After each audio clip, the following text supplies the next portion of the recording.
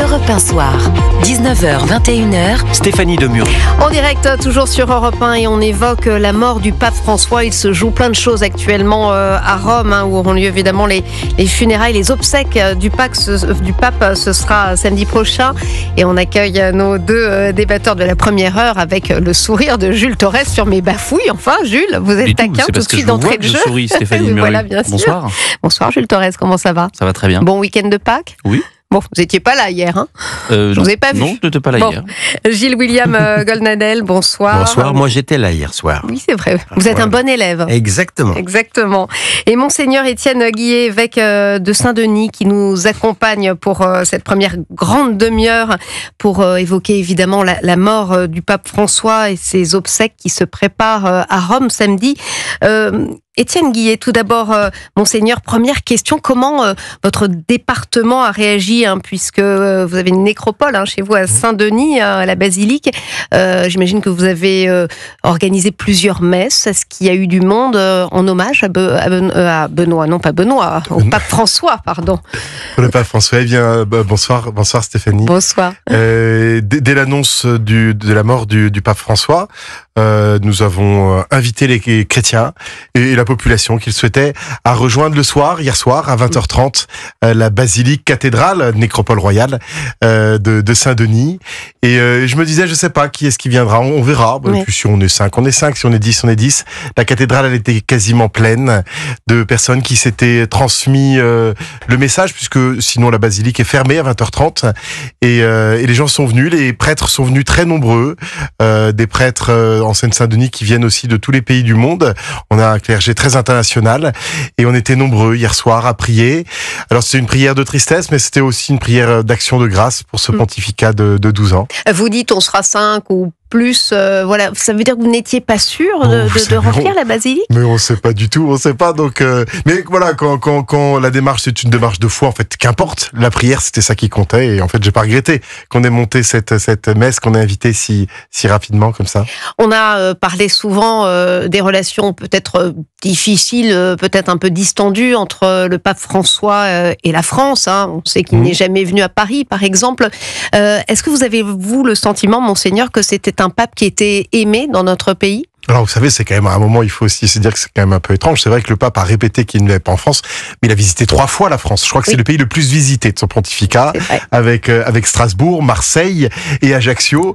Donc, on l'attendait à Notre-Dame de Paris. Alors, on l'attendait. Il s'est expliqué là-dessus, en disant que les mondanités, c'était pas vraiment cela, et qu'il a pris l'option. C'était la vraie raison. Ah, probablement. Et en prenant l'option de venir dans des lieux plus discrets, rarement visités. Ajaccio, aucun pape n'était jamais venu. Pas plus que en Birmanie, pas plus que en Centrafrique. Donc, je crois que le choix de ces voyages, il en a fait beaucoup, 47. Ça a été aussi un choix qui parle aussi de ses intuitions, mettre à la première place la minorité, ceux qui sont peu nombreux.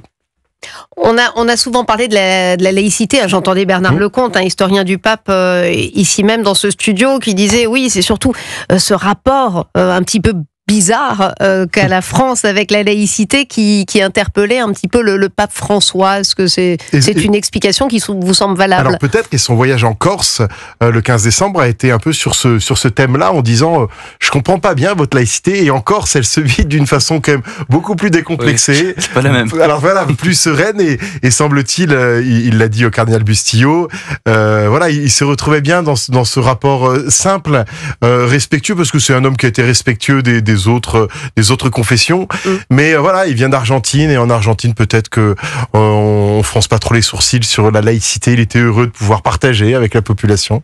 Mais surtout quand il venait en France, il avait l'impression d'être dans un petit village gaulois qui finalement est le seul pays du monde où il y a cette laïcité. Certes, les pays européens sont aujourd'hui en voie de déchristianisation, mais ils n'ont pas tous une laïcité aussi radicale qu'elle peut l'être en France. Surtout que la France, c'est quand même la fille aînée de l'Église. Quand vous rentrez dans une ville, il y a 36 000 communes en France, il y a forcément un clocher, au moins un clocher. Donc voilà, c'est aussi ça qui provoquait chez lui des sentiments un petit peu mêlés. Je pense que il ne détestait pas la France, mais en tout cas, il comprenait pas pourquoi, après 1500 ans de chrétienté, on avait décidé, quasiment de mettre ça de côté. Monseigneur Guillet, la réponse? Oui, je pense qu'il y a de cela également. Peut-être que ces 3 voyages, justement, ils auront raconté autre chose. L'Europe pour Strasbourg, Marseille pour l'importance de pouvoir se retrouver autour de la Méditerranée, sur les différentes rives de la Méditerranée, construire une fraternité.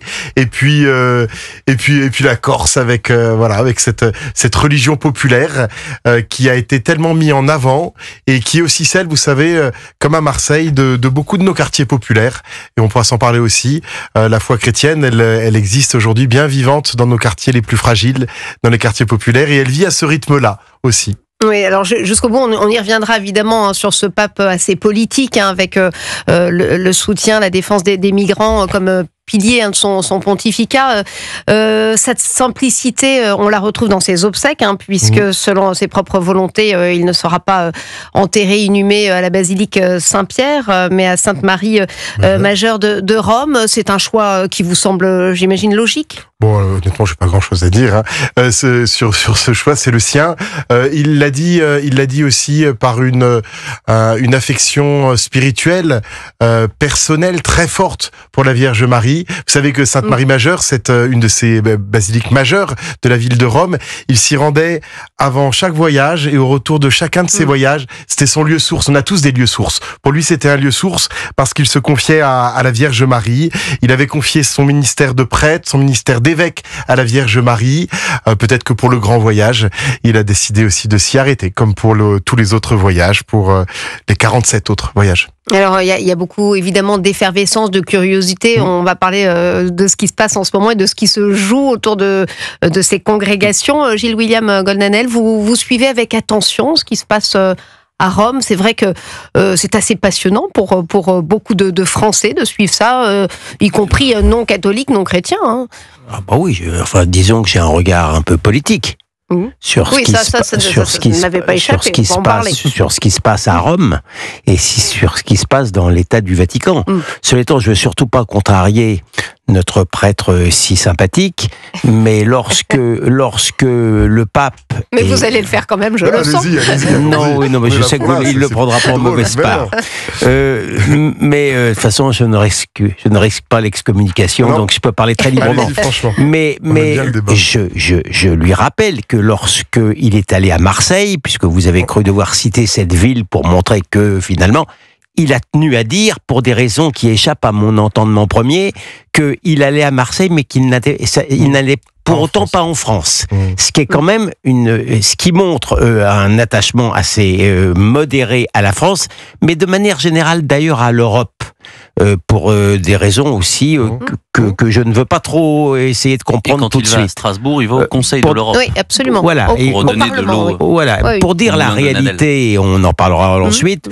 Je ne sais pas si je suis plus libre ou plus contraint n'étant pas chrétien, mais je me situe de manière générale dans ce qu'a dit Philippe de Villiers hier à propos de ce pape. Ah ouais, qui a un petit peu choqué d'ailleurs, Philippe de Villiers, qui a parlé d'un pape woke. C'était au micro d'Europe 1. C'est pas un instant d'accord. Oui, ça vous a choqué? Oui, tout à fait. Surtout quand on est à quelques heures de la mort du pape. Quand on est chrétien, le pape c'est le pape. C'était très choquant. Oui. Ouais, je pense qu'énormément de chrétiens ont été très choqués. On va poursuivre ce débat dans quelques instants. Vous avez été choqué par ces propos de Philippe de Villiers juste après une petite page de publicité sur Europe 1. Europe 1 Soir. 19h, 21h. Stéphanie Demuru.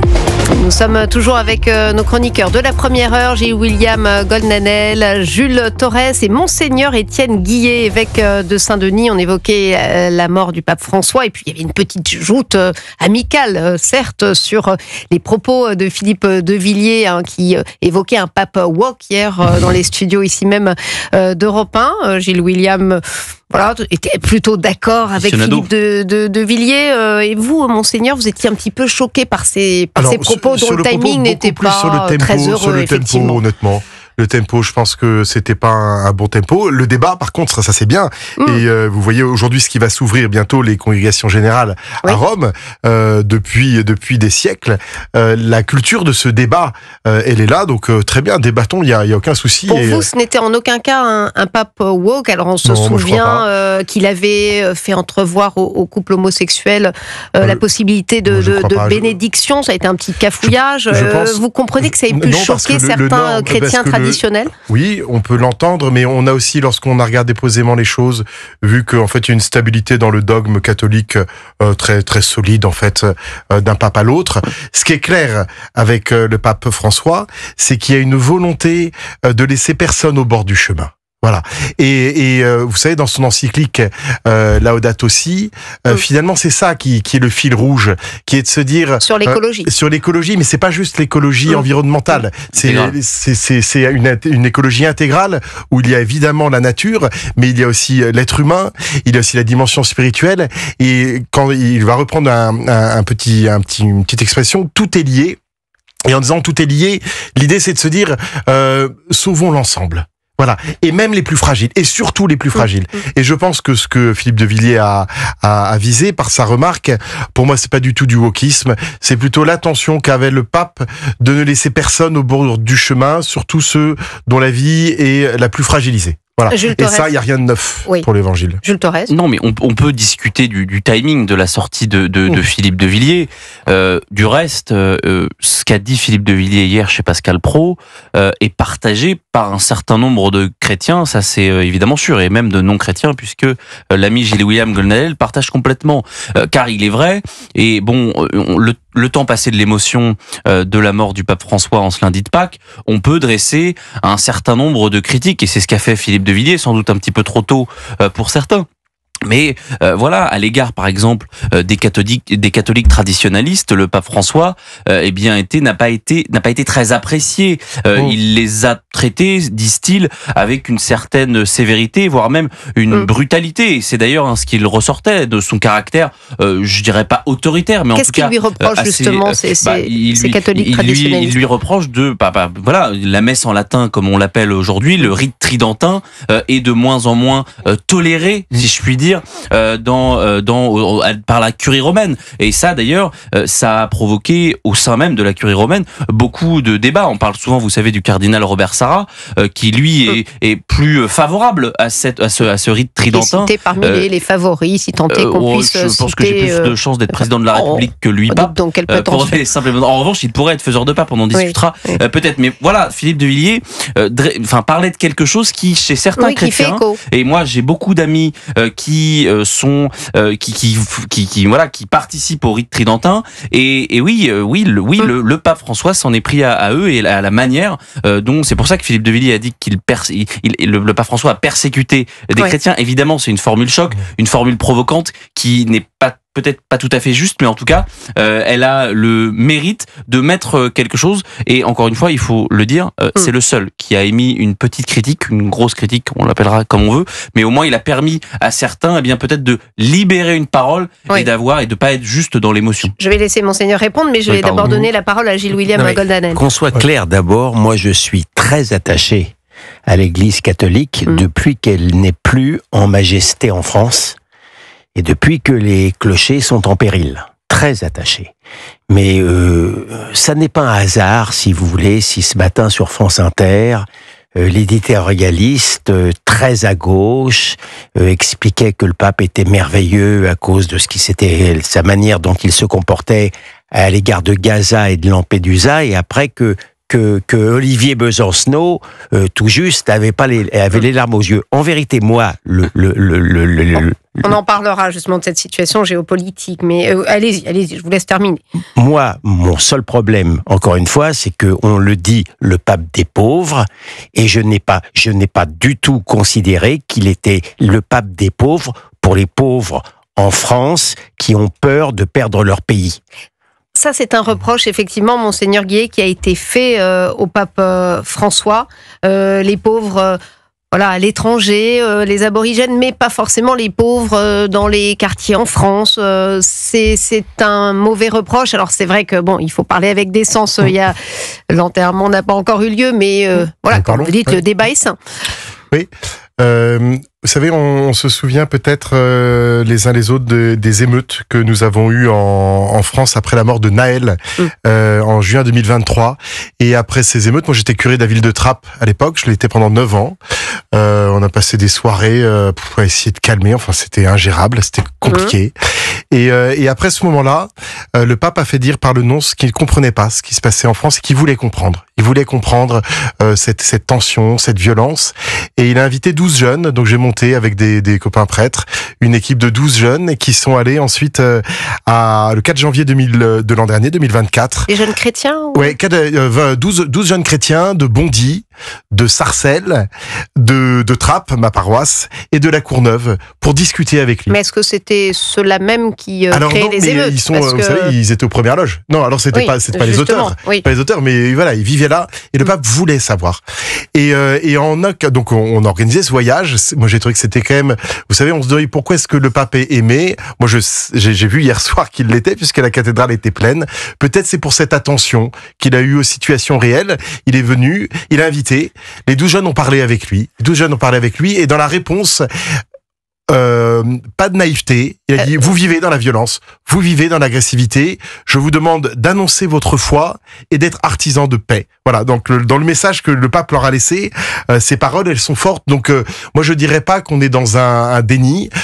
Ensuite, pour revenir sur le point, de fait, on a un pape qui, dans l'ensemble de ces fragilités qu'il a voulu soutenir, a laissé une place, en effet, importante aux migrants, mettant, alors ensuite, on peut avoir un débat, mais moi je l'ai entendu comme ça, et je suis tout de même assez heureux que dans le contexte actuel, au moins le pape le rappelle, que chaque vie est précieuse, qu'une vie sur un zodiaque, elle est précieuse. Alors on peut en faire un débat. Bien sûr, c'est louable, et je vous donnerai la parole, Jules Torres, mais est-ce que le pape a saisi d'une certaine manière les dangers qu'il faisait peut-être courir à la civilisation chrétienne en Europe, cette migration massive? Est-ce qu'il en avait juste conscience, ou c'était tout simplement une bonté chrétienne et peut-être l'essence même de la chrétienté d'accueillir ces migrants? Peut-être que ce que vous dites là, c'est l'essentiel déjà quand même, tout de même.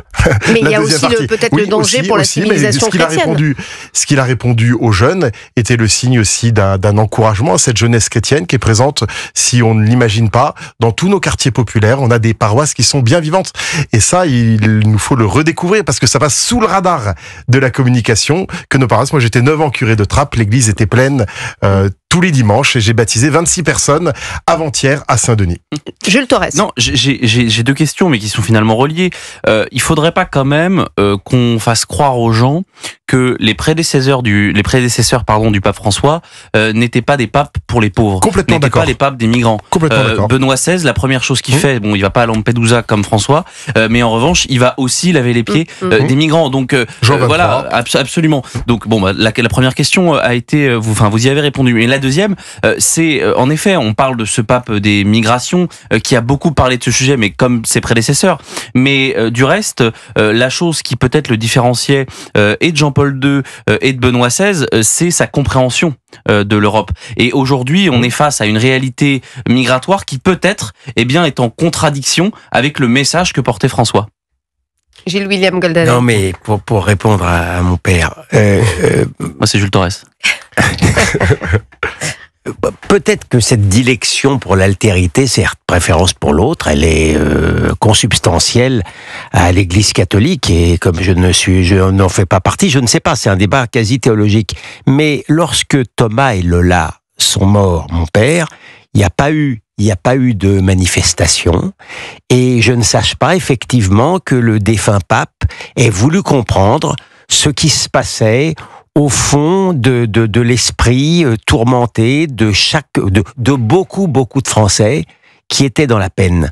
Et c'est ce qui me sépare fondamentalement justement de cette pensée-là, c'est cette préférence pour l'autre et l'oubli du prochain. Plutôt le lointain que le prochain. Votre exemple, en tous les cas, chef de l'État sur Naël, français, quand même, est quand même assez typique de ce que je ressens, de ce que, à mon avis, beaucoup de catholiques. Mais il n'a pas dit qu'il n'y avait pas de souci avec Naël. Il n'a pas dit qu'il n'y avait pas de souci. Il n'a pas voulu comprendre.